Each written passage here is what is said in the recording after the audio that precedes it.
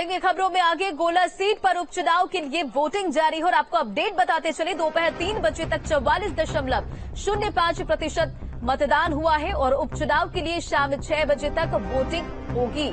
तो दोपहर 3 बजे तक 44.05% मतदान हुआ है।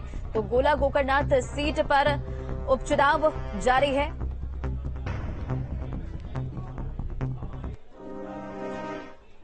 लखीमपुर खीरी की गोला गोकर्णनाथ सीट पर उपचुनाव हो रहे हैं। बड़ी संख्या में लोग मतदान करने पहुंच रहे हैं और यूपी के डिप्टी सीएम केशव प्रसाद मौर्य ने मतदाताओं से ज्यादा वोट डालने की अपील की। केशव प्रसाद मौर्य ने कॉमन सिविल कोड पर बोलते हुए कहा कि किसी ने क्या बयान दिया हमें जानकारी नहीं, लेकिन जहां पर जो अच्छे काम करने की बात होगी वहां हम काम कर रहे हैं।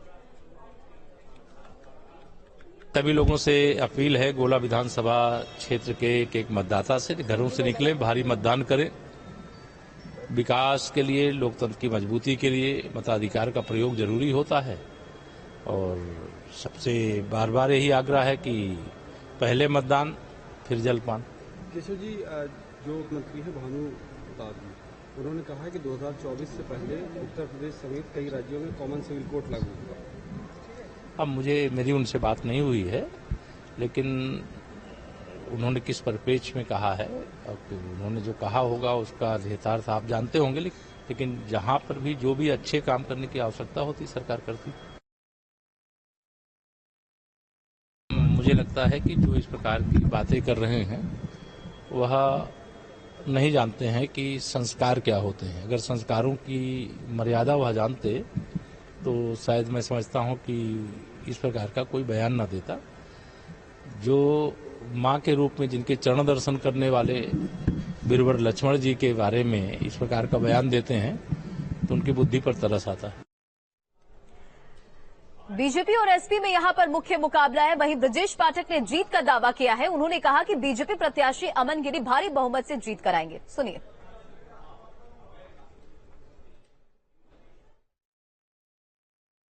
गोला उपचुनाव में भारतीय जनता पार्टी के प्रत्याशी अमन गिरी जी प्रचंड बहुमत से जीत रहे हैं। जिस ढंग से हमारी वहां बात हुई है, लोगों ने बताया है, जाति धर्म संप्रदाय को छोड़ करके लोग घरों से निकल करके बड़ी संख्या में अमन गिरी के समर्थन में कमल चुनाव चिन्ह पर बटन दबा रहे हैं। मैं कह सकता हूं कि वहां ऐतिहासिक जीत होगी। गोला गोकर्णनाथ में मतदान जारी है और यहां पर मतदान करने वाला युवा क्या सोचता है, खुद सुनी उनकी जुबानी, जाना संवाददाता निखिल शर्मा ने। गोला विधानसभा सीट पर चुनाव जारी है और आखिर मतदाता किसके हक में फैसला करेगा, ये एक बड़ा सवाल है कि गोला में सवाल कौन कौन से हैं, कौन से सवाल लेकर मतदाता जो है वो आज मतदान करने जा रहा। हमारे साथ बहुत सारे युवा मतदाता हैं। मन में क्या है, जब घर से निकले तो क्या सोचकर निकले कि कैसा विधायक चुनना है, अपने क्षेत्र के लिए क्या आपने कल्पना की है? मैंने ये कल्पना की है कि अच्छे से शिक्षा के लिए कुछ सोचें, जिससे कि जो बेरोजगार हैं उन्हें नौकरी का दिलाने का अच्छा सा प्रबंध कराएं। और हमारे हॉस्पिटल्स की व्यवस्था बहुत ज़्यादा ही खराब है, इसके लिए कुछ करें, अच्छा जो गरीबों को इलाज मिल सके। आपके मन में क्या रहा जब आप जो है मतदान करने के लिए निकली? सबसे पहले तो मैं खुद एक गर्ल हूँ, तो मैंने सबसे पहले यही सोचा, वुमेन सेफ्टी। आजकल आए दिन एक नया केस सुनने को मिल जाता है, तो सबसे पहले सरकार से यही विनम्र निवेदन है कि जो भी सरकार आए सबसे पहले हमारी सुरक्षा पे काम करे। ऐसी चीजें हैं जिस पर काम होना रह गया है और अगर आप कोई विधायक चुनती हैं, जिसको चुनने आई हैं, वो उस पर बदलाव करेगा। कौन सा कमी रह गई गोला? जी, जैसा कि हम सब जानते हैं, गवर्नमेंट जरूरी होती है हर देश के लिए, हर शहर के लिए, हर कस्बे के लिए। So government does not matter कि गवर्नमेंट किसकी बनती है, बट मैटर ये करता है कि उसमें डेवलपमेंट कैसे होता है।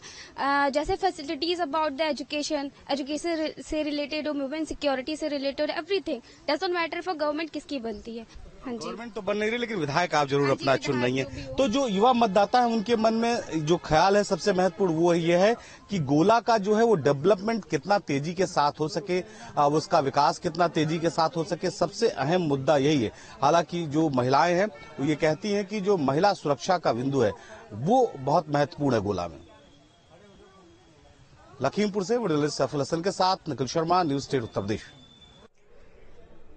मुख्यमंत्री योगी आदित्यनाथ की अध्यक्षता में गुरुवार को लोक भवन में उत्तर प्रदेश सरकार की कैबिनेट बैठक हुई और योगी कैबिनेट बैठक में कई प्रस्तावों के साथ बेसिक के साथ ही अब माध्यमिक शिक्षा विभाग के सभी निदेशालयों और कार्यालयों को महानिदेशक स्कूल शिक्षा के अधीन करने के प्रस्ताव को स्वीकृति दी गई है।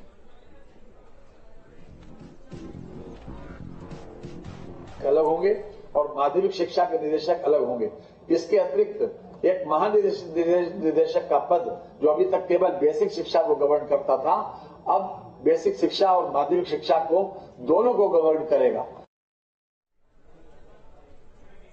योगी सरकार की कैबिनेट में बैठक में तकरीबन 22 प्रस्तावों पर मुहर लग गई है और पुलिस कमिश्नरेट लखनऊ, वाराणसी, कानपुर में ग्रामीण थाने जोड़े गए हैं। लखनऊ में 6 ग्रामीण थाने, वाराणसी में 12 थाने जोड़े गए हैं। तो अगर कानपुर की बात करें तो कानपुर के 14 ग्रामीण थाने जोड़े गए हैं।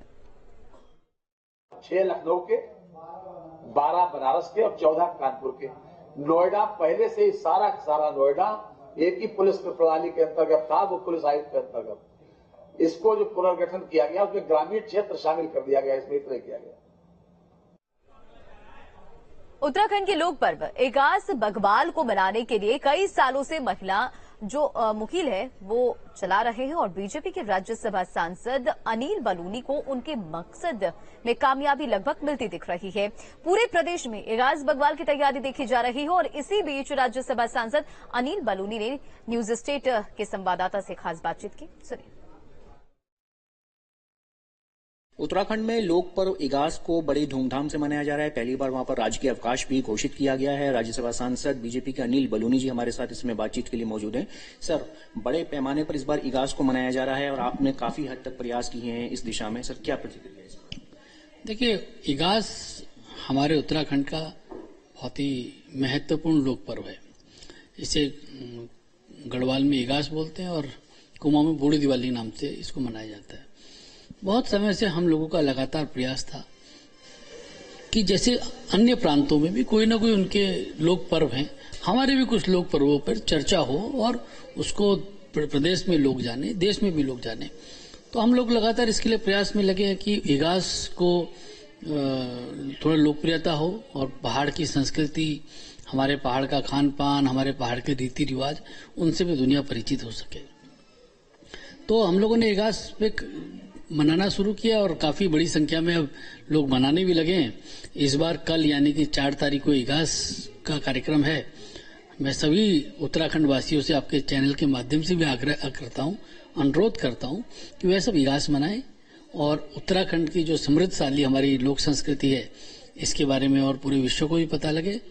और जिस तरह से राज्य सरकार ने छुट्टी की घोषणा की है, हम लोग माननीय मुख्यमंत्री जी का, पूरी उत्तराखंड सरकार का, पुष्कर सिंह धामी जी का हम लोग बहुत बहुत आभारी हैं कि उन्होंने इस तरह की घोषणा करके इस त्योहार को और लोगों तक जाने का मौका मिलेगा। इस तरीके बाद हमसे बात करने के लिए राज्यसभा सांसद बीजेपी के अनिल बलूनी कहते हुए कि इगास के द्वारा उत्तराखंड में जो पलायन का मुद्दा है, लोक संस्कृति को बचाए रखने और बनाए रखने का जो मुद्दा है वो चलता रहेगा और उसमें बढ़ोतरी होगी। चलिए बढ़ेंगे खबरों में आगे और आने वाले निकाय चुनाव में उत्तर प्रदेश के सभी नगर निगम में अपनी जीत सुनिश्चित करने के लिए आम आदमी पार्टी तेजी से तैयारी कर रही है। आज से गोरखपुर के सभी 70 वार्डों में उनकी संभावित प्रत्याशी और पूरे जिला कमेटी सड़कों पर उतरकर गंदगी हटाओ, झाड़ू चलाओ अभियान चला रही है और इसका जायजा लिया संवाददाता दीपक श्रीवास्तव ने।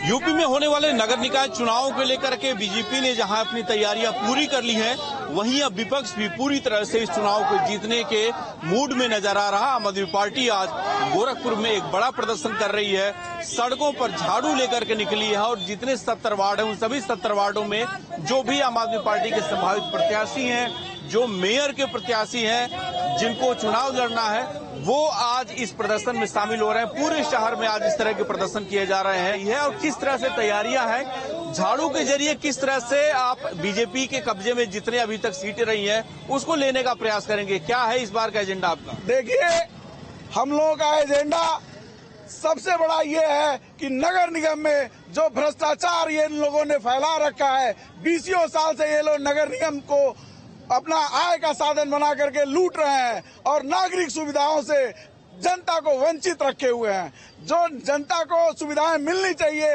वो सुविधा नगर निगम के द्वारा नहीं मिल रही है। गंदगी हो, चाहे नालियों की सफाई हो, मोहल्लों की सफाई हो, पथ प्रकाश हो, जो भी नगर, हाउस टैक्स, वाटर टैक्स, मतलब इन लोगों ने 10 गुना बढ़ाया हुआ था। जब हम लोगों ने विरोध किया तो ये लोग उस बैकफुट पर आए थे। हम लोग उसके खिलाफ लड़ाई लड़ेंगे और जनता का समर्थन प्राप्त होगा।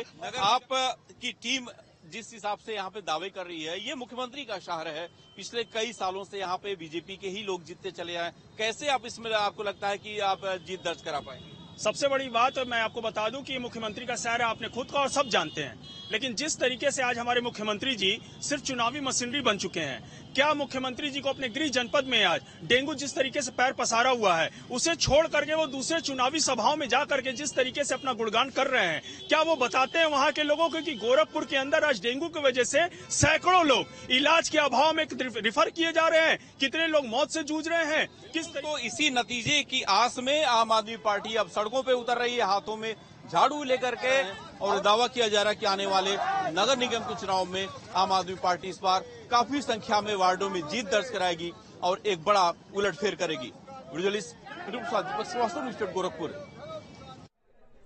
खबरों का सिलसिला जारी है, रुकेंगे छोटे से ब्रेक के लिए, बने रहे आप।